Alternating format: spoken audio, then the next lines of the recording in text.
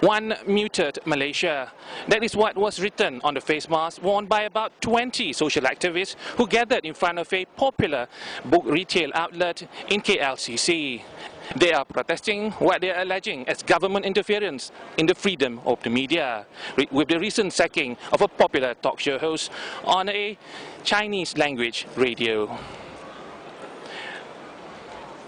Gathering in front of the main entrance to the bookstore, they were told to leave by KLCC security. However, they were allowed to parade around KLCC Surya shopping complex until the main entrance to KLCC, where they are allowed 30 minutes to gather and portray their message at the public and shoppers who are gathered at one of Malaysia's monuments this weekend afternoon. This is Hazlan Zakaria for Malaysiakini TV.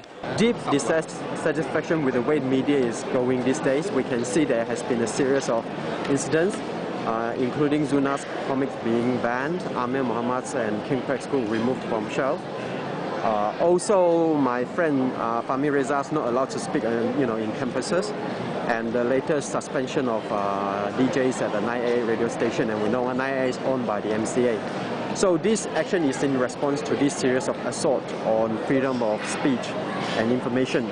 We think that people have a right to know, and people have a right to choose what media they like to listen to, what radio they like to tune into, and the authorities, the powers that be, have no right to tell us what we should listen and what we should watch or what we should read. So as simple as that. Yeah. George, why do you think the government is doing this? I think it's just ahead of. I think there are two things. There could be power struggle within Barisan Nasional and UMNO, for example. And I think today I just read in the Chinese daily Sinchu today, Khalid Jamaluddin actually urging the Malaysians to support Najib. Don't let Najib fight the battle alone.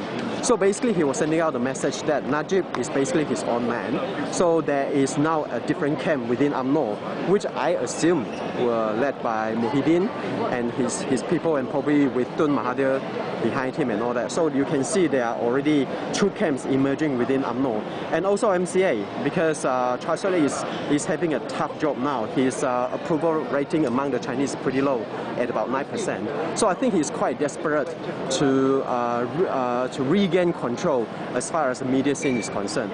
And also ahead of general elections, and we also must not forget there have been these blatant silencings of the opposition press, in the last few months. Yeah.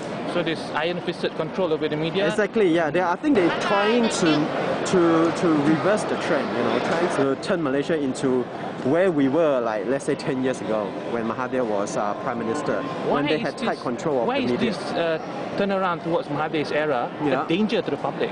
It is dangerous because Malaysia finally realized their rights as rightful citizens of Malaysia.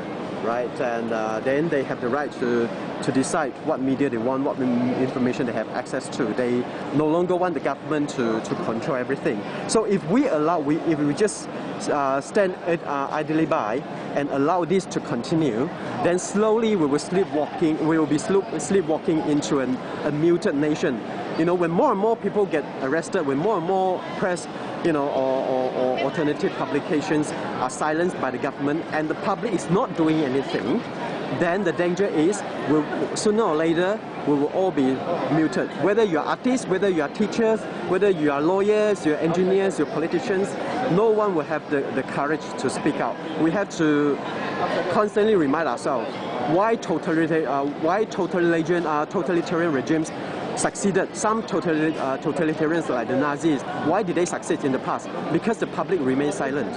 So the public must not allow ourselves to be silent anymore. We should speak out, even not only for ourselves but also for others. Yeah. Look, what you are doing, you and your friends doing, is it effective? Will it have any effect? I think we might be just a small crowd.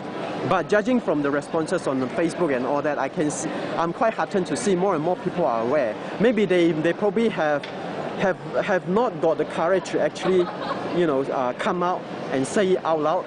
But I can feel the simmering anger and resentment there over the tightened control on the medias and all that. So I think the public anger is simmering. So the government should not take it lightly. So that's why we come out as not to say like we're setting the public an example, but we just like to encourage more people to join us. We don't want to continue to see just a small crowd of people, but I'm sure this action today will encourage a number of people, and next time when we do it, I'm quite certain more people will join us. Yeah. Just actually, one question.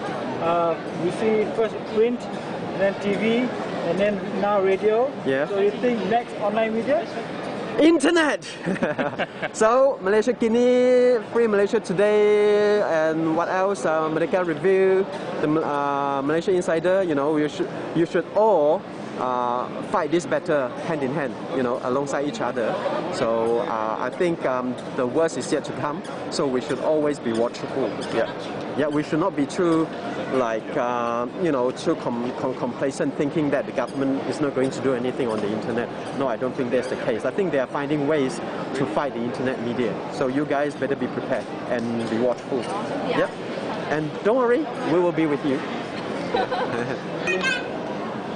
Speak out and don't stay silent. That is what George and his friends are trying to tell us.